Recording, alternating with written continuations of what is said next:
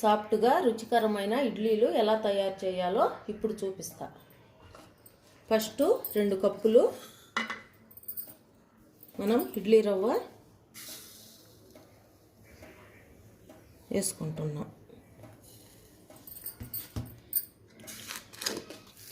మినప్పప్పు 1 కప్పు. 2 కప్పుల ఇడ్లీ రవ్వకి 1 కప్పు మినప్పప్పు తీసుకోవాలి. బాగా వాష్ చేసి పెట్టుకోవాలి. 2 మినప్పప్పులో కొంచెం మెంతులు వేసుకోవాలి.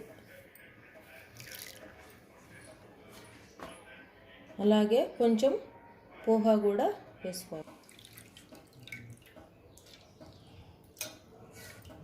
ఇలా 4-5 గంటలు నానబెట్టుకున్న మినప్పప్పు, మెంతులు, కొంచెం అటుకులు 3 మిక్సీకి పట్టుకోవాలి. కొంచెం వాటర్ వేసుకోవాలి.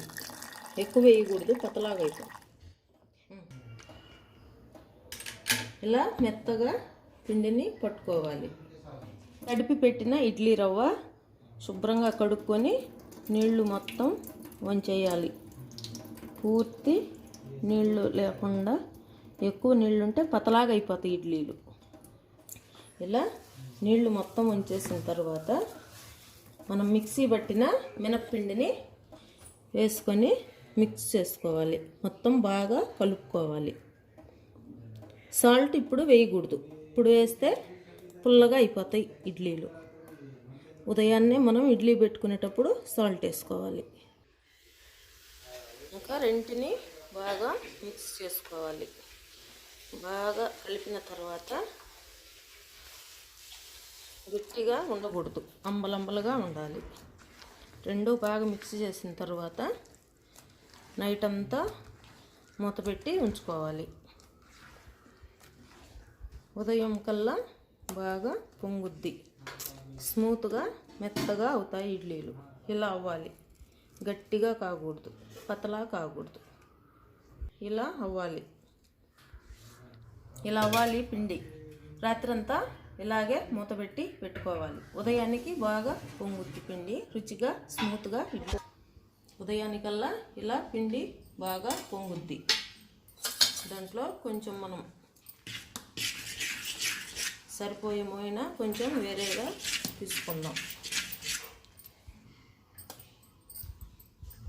మనకి సరిపడా పిండి పక్క వేరే గిన్నెలోకి తీసుకొని ఈ పిండి ఫ్రిడ్జ్లో పెట్టేద్దాం.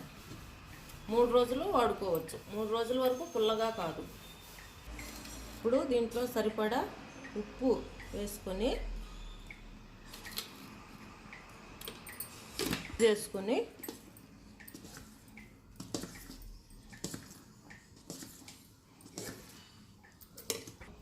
పాత్రలో, ఇడ్లీ పాత్రలో నీళ్లు తీసుకొని స్టవ్ వెలిగించి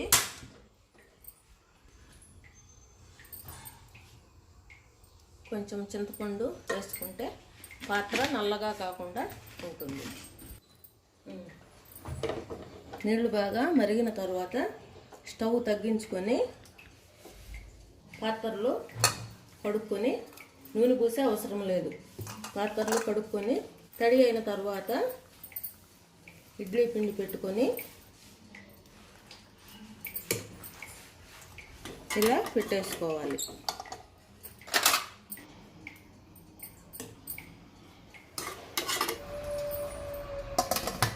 మూత పెట్టిన తర్వాత 10 నిమిషాలు స్లిమ్లో 10 నిమిషాలు పెట్టుకున్న తర్వాత ఇడ్లీ కుక్ అయిపోద్ది. 10 నిమిషాలు అయిపోయింది. తర్వాత ఇలా ఏలు పెట్టి చూస్తే గట్టిగా ఉంటే ఇడ్లీ అయిపోయినట్టు. ఇంకా స్టవ్ బంద్ చేసుకుందాం.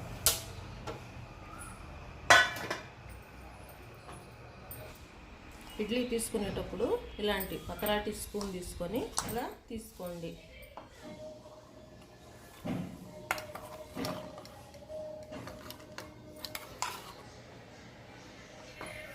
ఇంకా మరెన్నో రుచికరమైన వంటకాల కోసం నన్ను ఫాలో అవ్వండి. ధన్యవాదములు.